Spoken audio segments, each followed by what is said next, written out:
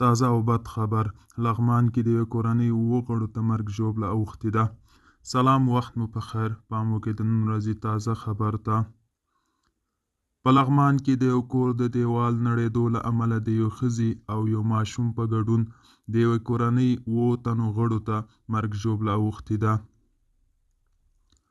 د لغمان والي ویاند عبدالمالک افغان نن چهارشنبه د غبرګولي 9 ویلي دغه پیښه د لغمان ولایت مرکز اړوند سلطان غازي بابا ښارګوټي ته څیرمه شوې ده. د نوموړي په وینا په دې پیښه کې د یوې کورنۍ 3 تنه غړي مړه شوي او 4 نور ټپیان شوي دي. افغان ویلي په مړه شویو کې خاوند، میرمن او یو ماشوم شامل دي او ټپیان د درملنې په موخه روغتون ته لیږدول شوي دي. ځایي اوسیدونکي وایي چې د دې کورنۍ غړي د ګرمۍ له کبله له کوټې بهر ویده وو چې دیوال را پریوت.